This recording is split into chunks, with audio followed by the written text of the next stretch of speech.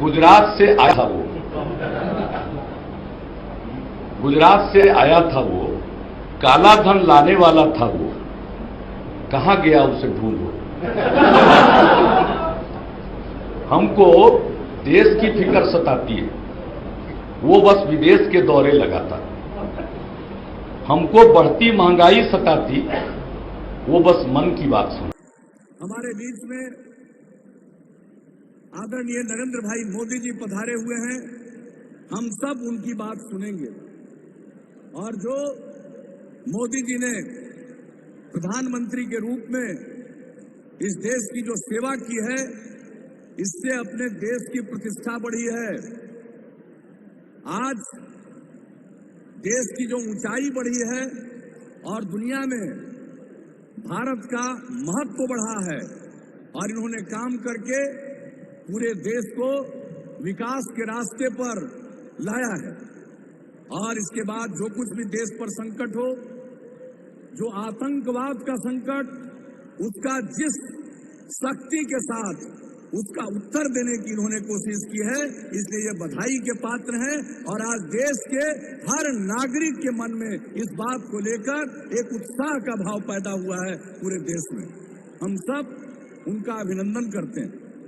और जो प्रधानमंत्री जी ने देश के विकास के लिए जो काम किया है, गरीब परिवार के लिए जो काम किया है, गरीब परिवार की महिलाओं को जो धुआं झेलना पड़ता था खाना बनाने में, गोईठा और लकड़ी पर खाना बनाना पड़ता था चूल्हे में, वैसे गरीब परिवारों को रसोई गैस का सिंडिकेट जो सिलेंडर उपलब्ध कराना और उसका कनेक्शन देना, आज गरीब परिवार की महिलाओं को इससे बहुत बड़ी राहत मिली। और दूसरी तरफ गरीब परिवार के लोगों को जिस तरह से इलाज के लिए एक साल में 5 लाख रुपए तक की सहायता देने की योजना आपने चालू कर दी, आयुष्मान भारत योजना, प्रधानमंत्री जन आरोग्य योजना।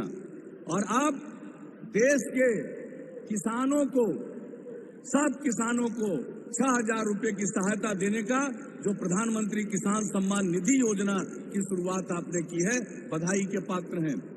जो हमारे एनडीए के विरोधी लोग हैं, दूसरे दल के लोग हैं, उनको कृषि के बारे में कोई ज्यादा समझ नहीं है। वो कहते हैं कर्ज माफ कर देंगे, कर दीजिए, लेकिन ये बताइए कि क्या इस देश के सारे किसान कर्ज लेते हैं? कुछ ही किसान कर्ज लेते हैं। लेकिन माननीय मोदी जी ने जो योजना चलाई है, किसान सम्मान निधि योजना, ये देश के तमाम किसानों को उसका लाभ प्रति वर्ष मिलेगा और 3 किस्त में भुगतान करेंगे। और किसान क्या करता है? किसान खेती करता है तो अपने घर से पैसा लगाता है, उसकी लागत लगती है। और सबसे बड़ी सहायता किसानों को है कि उसको खेती करने में जो पैसा खर्च होता है, हम उसमें अगर सहायता कर देंगे तो उसके खर्चे में कमी आएगी और उसकी आमदनी बढ़ जाएगी। इससे बड़ा किसानों के सम्मान के लिए और कृषि क्षेत्र के विकास के लिए कोई और क्या योजना हो सकती है? तो मैं इसके लिए माननीय प्रधानमंत्री जी को बधाई देता हूं और पूरे देश के लिए काम कर रहे हैं। और हम लोगों के बिहार के लिए कितनी बातों की मैं चर्चा करूं, उनको बोलना है और उसके बाद भी उनको कई और उत्तर प्रदेश की सभाओं के लिए निकलना है। मैं तो यही कहूंगा, सिर्फ एक क्षेत्र में हम लोग जो अपनी तरफ से भी हर गांव को सड़क से जोड़ रहे हैं, हर टोले को सड़क से जोड़ रहे हैं, ये सारा काम कर रहे हैं। और हम लोगों का लक्ष्य है कि बिहार के सुदूरवर्ती इलाके से भी चलकर राजधानी पटना पहुंचने में 5 घंटे से ज्यादा समय न लगे। ये काम हम लोग कर रहे हैं। और केंद्र सरकार की जो मदद मिली है, हमारे कई सड़कों को इन्होंने नेशनल हाईवे के रूप में स्वीकार कर लिया। और नेशनल हाईवे का चौड़ीकरण, नए पुलों का निर्माण, जो पहले के पुल हैं और सड़क का चौड़ीकरण हो रहा है, उसके समानांतर पुलों का निर्माण। और सिर्फ सड़क और पुल के क्षेत्र में केंद्र सरकार की तरफ से 50,000 करोड़ रुपए की योजना बिहार के लिए स्वीकृत की गई है और उस पर काम प्रारंभ हो गया। तो हम लोग तो सब लोग काम चाहते हैं, लेकिन कुछ लोग चाहते हैं समाज में टकराव पैदा करना। दूसरों के पास कोई मुद्दा नहीं है, कोई तर्क नहीं है, वो समाज में टकराव पैदा करना चाहते हैं। तो हम लोग तो आपसे अपील करेंगे कि आपस में प्रेम का, भाईचारे का, एक दूसरे के प्रति सम्मान का भाव रखना चाहिए। और आप लोगों ने जो हम लोगों को 13 साल से काम करने का मौका दिया है, और आप जान लीजिए हम लोग 13 साल से काम कर रहे हैं, और यहाँ पर एक परिवार को 15 साल का मौका मिला है, पति पत्नी राज का 15 साल। और 15 साल में बिहार का एक साल का बजट क्या होता था? 24,000 करोड़ रुपए से भी कम। और आपने हम लोगों को जिम्मेवारी सौंपी, और अब बिहार का बजट 2 लाख करोड़ रुपए से भी ज्यादा होता है। और पहले बिहार की क्या हालत थी?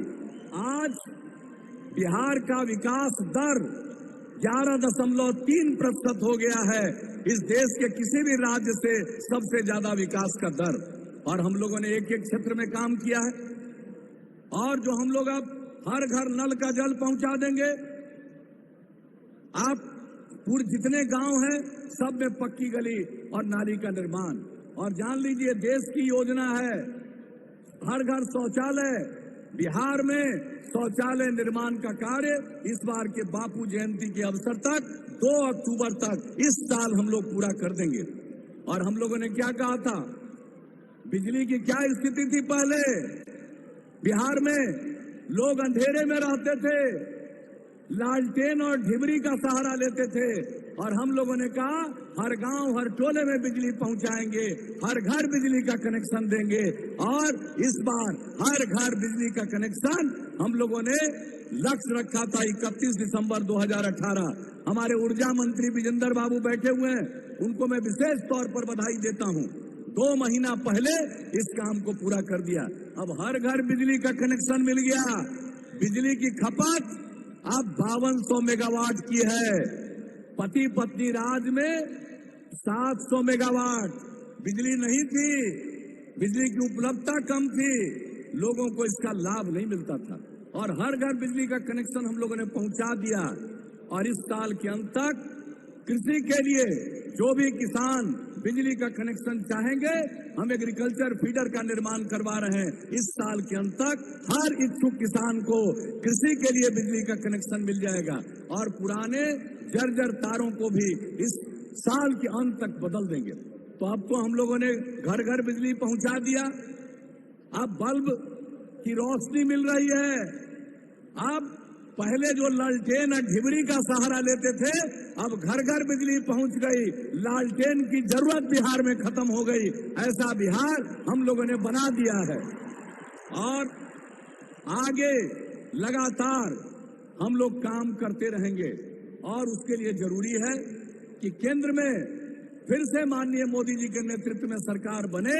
तो हम आप सब लोगों से अपील करेंगे। और मैं क्या अपील करूं? आपका मूड देखकर, आपका मिजाज देखकर तो यही लग रहा है कि आप हर हालत में फिर से मोदी जी के नेतृत्व में सरकार बनाइएगा। तो ये हम सब लोगों के लिए खुशी की बात है, देश के लिए प्रसन्नता की बात है, जन जन के लिए प्रसन्नता की बात है। तो मैं इन्हीं शब्दों के साथ पुनः अपनी तरफ से, आप सब लोगों की तरफ से आदरणीय नरेंद्र भाई मोदी जी का स्वागत करता हूं, अभिनंदन करता हूं, और उनको विश्वास दिलाता हूं बिहार के लोग